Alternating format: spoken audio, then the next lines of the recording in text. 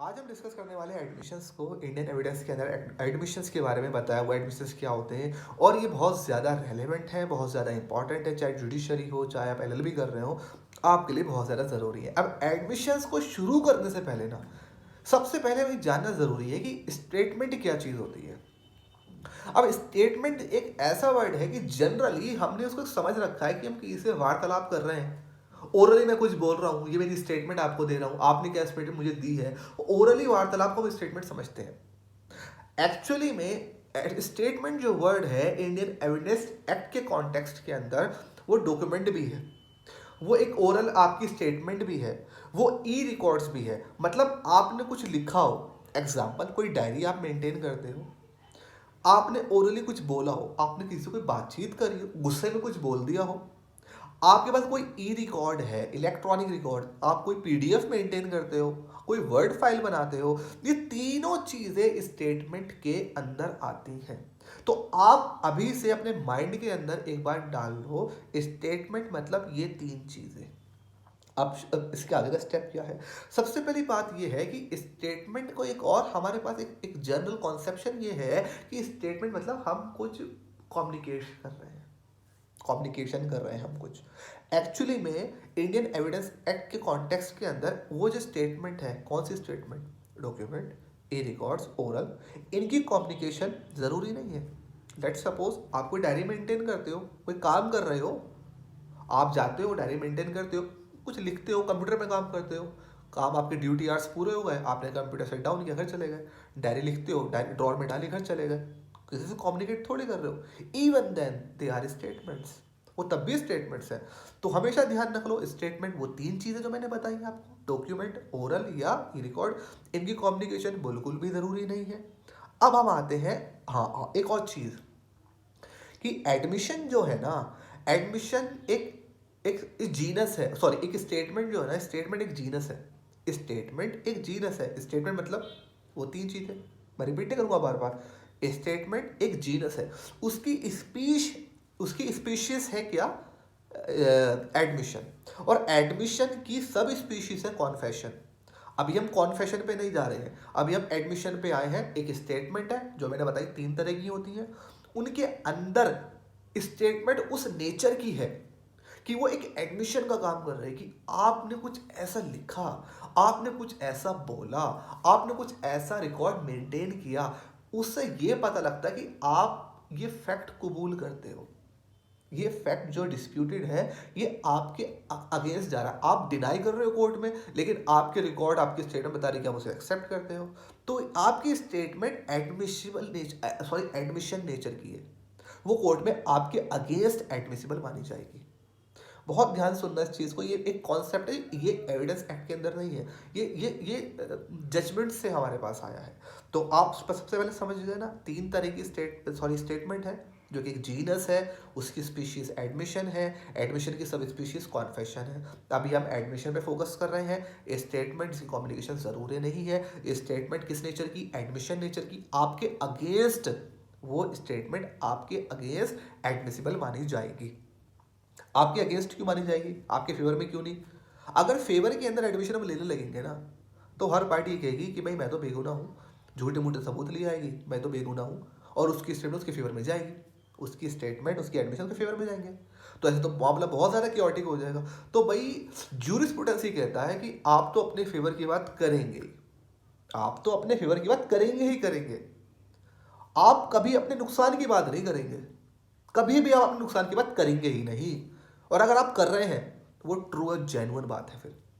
तो आपकी वो स्टेटमेंट जो कि एडमिशन नेचर की है, एडमिशन नेचर की, आप कहीं ना कहीं कुछ एडमिट कर रहे हो उसके अंदर, ऐसा दिख रहा है, ऐसा दिख रहा है कि आप कुछ कबूल कर रहे हो, कोर्ट में आप डिनाई कर रहे हो, लेकिन आपके स्टेटमेंट ऐसी हैं जो एडमिशन नेचर की है, वो कबूल कर रही है कि आपने कोई पर्टिकुलर चीज़ करी है, तो उसको हम एडमिसिबल मानेंगे, आपके अगेंस्ट मानेंगे, क्योंकि आप अपने अगेंस्ट कुछ गलत नहीं करोगे।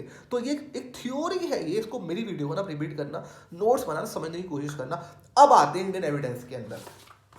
सबसे पहले हमारा सेक्शन 17 है, जो भी मैंने आपको अभी पूरी रामायण सी बताई है ना, वो सेक्शन 17 के अंदर लिखी हुई है। सेक्शन 17 के अंदर ना एक चीज़ लिखी हुई है जो मैंने आपको नहीं बताई, कि जो स्टेटमेंट मैं आपको बता रहा हूँ ना, तीन चीज़ें, वो स्टेटमेंट किन किन लोगों की कोर्ट मानेगा। ऐसा तो नहीं दुनिया में कोई भी उठ के आ जाए भाई तेरी तो अपनी डायरी दिखा, अपनी डायरी दिखा, अपनी डायरी दिखा, तूने क्या लिखा, तूने क्या लिखा, पड़ोसियों की चेक कर रहे हैं, उसकी चेक कर रहे हैं, इसकी चेक कर रहे हैं, बहुत क्योटिक हो जाएगा। तो इंडियन एविडेंस ने कुछ लोग बता दिए हैं। उन लोगों की अगर आप स्टेटमेंट को देखोगे और उसमें कुछ दिखता है एडमिशन नेचर का, कोर्ट में एडमिशन मानी जाएगी। वो लोग कौन से हैं भाई? सेक्शन 18 के अंदर आ जाओ, 17 के अंदर डेफिनेशन है, 18 के अंदर वो लोग बताए हुए हैं। अब 18 के अंदर जो प्रोसीडिंग वर्ड लिखा हुआ है ना, सबसे पहले बात यह है उसका ना सिविल प्रोसीडिंग इंक्लूडेड है। पहली चीज जो कि एमसीक्यू में काफी है, आपकी ओवरऑल समझने के लिए काफी है, सही है। सबसे पहली चीज पार्टी, मैं आपको क्रक्स बता रहा हूँ, मैं डिटेल में नहीं जाऊंगा, डिटेल में आप खुद जाना, मैं तो क्रक्स बता रहा हूँ आपको। सेक्शन 18 के अंदर पार्टीज, पार्टीज की अपनी स्टेटमेंट, पार्टीज की अपनी स्टेटमेंट। अब स्टेटमेंट का मतलब मुंह बस मतलब ओरली हम बात कर रहे हैं, मैंने आपको पहले बता दिया है स्टेटमेंट में डॉक्यूमेंट आता है, ओरल आती है, रिकॉर्ड आती है। स्टेटमेंट कौन सी? एडमिशन नेचर की। सारे स्टेटमेंट हमें मतलब नहीं है, हमें तो वो स्टेटमेंट चाहिए, वो ऐसी तीन चीजें तो हमें बताएंगे, इनमें ऐसी चीज हो जो कि एडमिट करे किसी फैक्ट को। तो पार्टीज जो है ना, पार्टीज की अपनी कोई स्टेटमेंट वो उनके अगेंस्ट जा सकती है। पार्टीज के एजेंट है, उनकी कोई स्टेटमेंट वो उनके अगेंस्ट जा सकती है। मतलब पार्टीज के एजेंट है तो पार्टीज के अगेंस्ट ही होगी बेसिकली वो। रिप्रेजेंटेटिव कैरेक्टर का सूट है, एक कंपनी है, वो सू हुई है या इंक्रिमिनेट हुई है, एक्यूज बनी है, तो उसको रिप्रेजेंट कर रहा है एक बंदा, तो रिप्रेजेंटेटिव कैरेक्टर के अंदर है। जब जब वो बंदा रिप्रेजेंटेटिव कैरेक्टर के अंदर है ना, तो उसकी कोई स्टेटमेंट, स्टेटमेंट मतलब समझ गए ना आप तीन चीजें, उसकी कोई स्टेटमेंट अगर उसको उस पे उसकी कोई स्टेटमेंट है बेसिकली, और वो कोर्ट में आती है तो उसको लगता है कि हाँ यार ये चीज़ तो उसके अगेंस्ट ही जा रही है, वो उसकी उसमें एडमिसिबल मानी जाएगी, कोर्ट में उसके अगेंस्ट एडमिसिबल मानी जाएगी। तो ये चीज़ हमने पढ़ ली है, ये तीन चीज़ों की जो स्टेटमेंट है वो एडमिसिबल है। अब एक क्लॉज 1 है सेक्शन 18 के अंदर, उसमें लिखा party interested in subject matter. एक सब्जेक्ट मैटर है ये बेटी, ये जो दोनों क्लॉज है ना, ये थर्ड पार्टी से रिलेटेड है। थर्ड पार्टी से, ये सूट में तो है नहीं भाई, ये सूट में तो है ही नहीं ना, ये सूट में कहाँ है? ये सूट में तो पार्टीज है, ए और बी सूट के अंदर है, या उनके एजेंट सूट के अंदर है, या रिप्रेजेंटेटिव सूट के अंदर है, तीन तीन लोग सूट के अंदर है ना ये। अब जो क्लॉज 1 और 2 है ना, ये सूट में नहीं है, ये थर्ड पार्टी है। लेकिन थर्ड पार्टी के होने के बावजूद इनकी स्टेटमेंट, मतलब इनके कोई डॉक्यूमेंट, इनकी कोई डायरी, इनकी कोई फाइल, इनकी कोई वार्तालाप, ये कोर्ट में रेलिवेंट मानी जाएगी। किसके अगेंस्ट? जिसके इंटरेस्ट के अगेंस्ट होंगी ये, समझ गए? अब सपोज करिए आपने एक मकान खरीदा, आपने एक मकान खरीदा, आप कौन है? आप हैं ए। ए ने एक मकान खरीदा और कितने का? 70 लाख का मकान खरीदा, और उस 70 लाख में से 20 लाख आपने सी से लिए, राइट? अब आपका पड़ोसी है बी।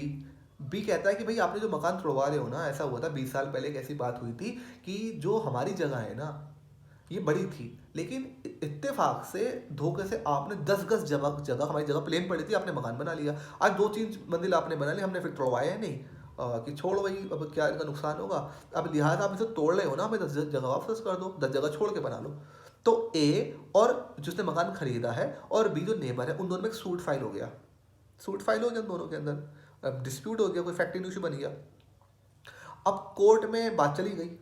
अब जो सी है ना, जिससे 20 लाख रुपए उधार लिए थे ए ने मकान खरीदने के लिए, उसको कोर्ट में बुलाया जाता है, ठीक है? वो पहले से रह रहा था वहाँ पे ना, वो बहुत पहले से रह रहा था। कोर्ट उससे पूछता भाई ऐसा कुछ हुआ था भाई, ऐसा कुछ तुम्हें याद है? तुम तो बहुत पहले से यहाँ रह रहे हो। वो बोलता हाँ यार ऐसा हुआ तो था भाई, ऐसा हुआ तो था। ये क्या है? ओरल है, ओरल कुछ बोल रहा है। स्टेटमेंट में कौन सी चीज़ आती है? ओरल, डॉक्यूमेंट और ई रिकॉर्ड, ये स्टेटमेंट में आ रहा है। अच्छा स्टेटमेंट है, लेकिन स्टेटमेंट का स्पीशीज क्या पड़ता है? एडमिशन। अच्छा ये किस नेचर का है? कुछ एडमिट कर रहा है या हाँ एडमिट तो कर रहा है, क्या एडमिट कर रहा है कि हाँ ऐसा कुछ हुआ तो था। तो ये एडमिशन है ना, ये किसके अगेंस्ट जाएगा? अब ए और बी में किसके अगेंस्ट जा रहा है? ऐसा हुआ तो था, ए के अगेंस्ट जा रहा है ना, तो ए का नुकसान हो जाएगा उसके अंदर, ए के अगेंस्ट जा रहा है। तो ये बी, सॉरी ये सी जो बंदा है, जिसका सब्जेक्ट मैटर मकान के अंदर एक इंटरेस्ट है, क्या ऐसा है? तो पेक्यूनरी इंटरेस्ट है, प्रोप्राइटरी इंटरेस्ट है, इसकी जो स्टेटमेंट एडमिशन नेचर की है वो कोर्ट में एडमिसिबल होगी। किसके खिलाफ? जिस पार्टी के खिलाफ जिसके अगेंस्ट वो जा रही है। यहाँ ए के अगेंस्ट जा रही है तो ए के अगेंस्ट वो उसकी स्टेटमेंट एडमिसिबल मानी जाएगी, वो एडमिशन माना जाएगा। अब आते हैं हम सेकंड क्लॉज के अंदर, person from home the interest derived. अब सपोज करो वही मकान जिसका एग्जाम्पल हमने लिया है, वो मकान हमने किसी डी से खरीदा था। वो डी को कोर्ट ने बुलाया, डी को भाई आ जाओ, भाई आप भी आओ, बताओ भाई ये मकान ऐसा ऐसा है भाई, तुमने क्या वाकई उसके ज़मीन पे बना लिया था? उसने बोला कि हाँ ऐसा हुआ था, मैंने उसको बनाया था, ठीक है? अब ये क्या है? एक स्टेटमेंट है। स्टेटमेंट कौन कौन सी पड़ी? ओरल, डॉक्यूमेंट, ई रिकॉर्ड, ठीक है, ये कौन सी तो ओरल कैटेगरी वाली, अच्छा चलो ठीक है। एक बात स्टेटमेंट तो है, अब स्टेटमेंट में क्या ये एडमिशन नेचर की है, हाँ भाई एडमिट तो कर रही है कि हाँ ऐसा ऐसा हुआ था, तो ये एडमिशन माना जाएगा। अब ये किसके खिलाफ माना जाएगा भाई, भाई उसके खिलाफ माना जाएगा जिसके इंटरेस्ट के अगेंस्ट जा रहा है। किसके इंटरेस्ट के अगेंस्ट जा रहा है, ए के अगेंस्ट जा रहा है, एडमिशन माना जाएगा। किसी अड़ोस पड़ोस को नहीं ले रहे हैं हम, हुआ था नहीं हुआ था बता हुआ नहीं, हम तो मान ही नहीं रहे हैं उनकी, हम तो किनकी मान रहे हैं, हमें एक्ट बोल रहा है, किसकी बोल रहा है, पार्टीज की आपस की, एजेंट की, रिप्रेजेंटेटिव कैरेक्टर में। दो क्लॉज दे रखी है, पर्सन इंटरेस्टेड हो सब्जेक्ट मैटर में या जिससे इंटरेस्ट ड्राइव करा जा रहा है उन लोगों की, दुनिया से मतलब नहीं है। इन अब 18 के अंदर 5 लोग दिए हुए हैं, ये ध्यान रखना आप, मैंने आपको समझा दिया है। अच्छा अब ये भी है कि मैं कह रहा हूँ ना ऐसा हुआ था, मैं कह रहा हूँ ऐसा ऐसा हुआ था, तो ये मेरे ऊपर जिम्मेदारी है। एडमिशन प्रूव करने की जिम्मेदारी प्रोसिक्यूशन पे होती है। अब मैं एक एडवोकेट हूँ और मैंने इंडियन एविडेंस एक्ट पढ़ रखा है, मुझे पता है भाई मुझे अगर इनको इंक्रीमेंट करना है मुझे क्या करना पड़ेगा। मैं देखता हूँ अच्छा मुझे कुछ ऐसा ऐसा प्रूफ मिल जाए कि ये एडमिट करो कर रहे हो कहीं पे, तो मैं कांटेक्ट करूँगा, किन लोगों से कांटेक्ट करूँगा, पार्टीज इंटरेस्टेड। मैं लिखा हुआ है ना क्लॉज 1 में लिखा है इंटरेस्टेड, मैं देखूंगा इस सूट करना इंटरेस्टेड पार्टी कौन है, उससे पता करूंगा ऐसा हुआ था नहीं हुआ था, जानने की कोशिश करूंगा, वहाँ जाऊंगा देखूंगा चेक करूंगा, मुझे कुछ मिलता है वहाँ पे तो उसको मैं प्रोसिक्यूशन है, मुझे भी सामने वालों को मुझे तो उससे कंपोजिशन लेना है ना, मैं तो मेहनत करूंगा। अब मैं जाऊंगा चेक करूंगा देखूंगा ये मकान कहाँ से कितने खरीदा यार, किसका है, उससे पता करूँ, उसको कोर्ट बुलाऊँ, क्या करूँ।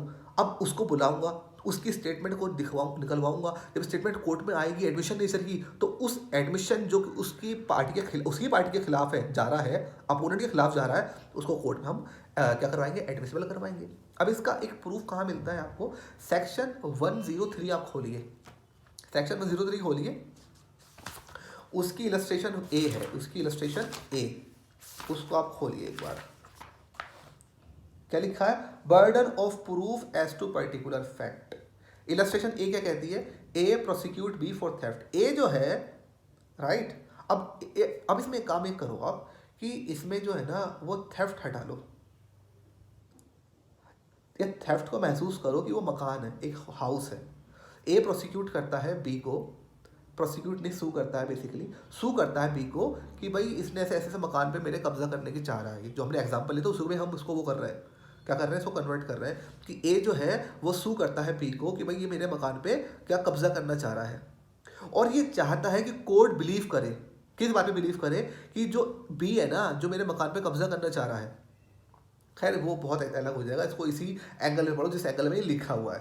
मैं बताना क्या चाह रहा हूँ आपको, मैं बताना चाह रहा हूँ कि प्रोसिक्यूट जो इल्ज़ाम लगाता है ना कि ऐसी चीज़ हुई है, वो उसे उसे प्रूफ करना होता है चीज़ें। अब मैं चाह रहा हूँ कि भाई इसके खिलाफ कोई बात मुझे मिले, तो एडमिशन है ना, एडमिशन मैं ही प्रूफ करवाऊंगा। तो इलस्ट्रेशन आप पढ़ लेना, आपको समझ में आ जाएगा ये क्या है यहाँ पर, ये पर्टिकुलर फैक्ट वाली बात है। अगर मैं कोर्ट में कुछ कह रहा हूँ, मैं कोर्ट में कुछ कह रहा हूँ, मैं कह रहा हूँ कि जनाब वाकई में जो ये जो मकान है ना ये उनकी जगह पे बनाया गया है। अब कोर्ट कहेगा भाई कोई प्रूफ लाओ, अब मैं क्या करूँगा, मैं जाऊँगा सब्जेक्ट मैटर वालों से पता करूँगा और एविडेंस को बुलवाऊंगा, कोर्ट में बुलवाऊंगा, पता करूँगा, और कहीं से स्टेटमेंट मुझे मिल जाए कि जो कि एक एडमिशन नेचर की हो, जो मैं उस पार्टी के अगेंस्ट कोर्ट में एडमिसिबल करा दूँ। तो जो कोर्ट को चाहता है कि कोर्ट उसकी बात पे बिलीव करे, उसी पे ही बर्डन है वो उसको प्रूफ करे। तो इस चीज़ का प्रूफ एडमिशन का प्रोसिक्यूशन के ऊपर होता है, प्रोसिक्यूशन प्रूफ करेगा। बेसिकली जो चाहता है कोर्ट उसकी बात पे बिलीव करे, वो कोर्ट चाहता है कि वो कोर्ट के अंदर एविडेंस लेकर आए। यहाँ तक आप समझ गए। अब आते हैं सेक्शन 19 के अंदर, admission by persons whose position must be prove at against the party. अब इसकी लैंग्वेज बहुत ज़्यादा ट्रिकी है, बहुत टेक्निकल है इन लोगों की। इसकी इलस्ट्रेशन पे आ जाओ, इसकी इलस्ट्रेशन क्या कहती है कि ए, मैं बताता हूँ, ए जो है वो कहता है बी से कि भैया मैं आपके लिए आपका काम करूँगा, रेंट इकट्ठा करूँगा आपके लिए। बी कहता है चलो भैया कर ले, भाई बी कहता है कर ले।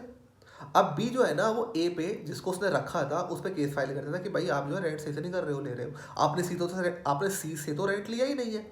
ए कहता भाई सी पे तो कोई ड्यू ही नहीं है, ड्यू नहीं तो रेंट ही क्या लूँ मैं उससे, ड्यू नहीं तो रेंट ही क्या लूँ मैं उससे। अब यहाँ पे सी जो है ना, ये सी की पोजीशन प्रूव होनी बहुत ज़रूरी है भाई। कोई लाइबिलिटी उस पर है या नहीं है कैसे पता लगेगा, भाई सी की कोई रिकॉर्ड हो, सी की कोई स्टेटमेंट हो, लॉर्ड फेयर की बात क्या आती है, स्टेटमेंट हो। भाई इंसान कैसे क्या बताएगा, बोल के बताएगा, लिख के बताएगा, या फाइल मेंटेन कर रखी हो ये उसको बताएगा। सी की कोई स्टेटमेंट मिल जाए हमको। अब सी की पोजीशन प्रूफ करनी बहुत ज़रूरी है। अब सी आता है कोर्ट में, सी कहता है भाई मैं तो डायरी मेंटेन करके रखता हूँ सर हर महीने की, मेरे रेंट की ये है, और मेरे पास से इस बार तो रेंट लिया गया है, लेने आए थे रेंट, ये वहाँ नहीं दिया इन्होंने, राइट। अब सी की जो स्टेटमेंट है ये क्या है, ओरल है, चलो स्टेटमेंट ये डिग्री में तो आती है। एडमिशन नेचर की है, बिल्कुल है कि एडमिट कर रहा, लिया है रेंट, किसके अगेंस्ट जाएगी ये एडमिशन, किसके अगेंस्ट कोर्ट में डिस्पल होगा, ए के अगेंस्ट, ए के अगेंस्ट जाएगा ये। भाई ए तो कह रहा है नहीं है ड्यू, वो कह रहा है भाई ले तो लिया है, अगेंस्ट जा रहा है उसके, तो इसके अगेंस्ट कोर्ट में ये एडमिशन माना जाएगा।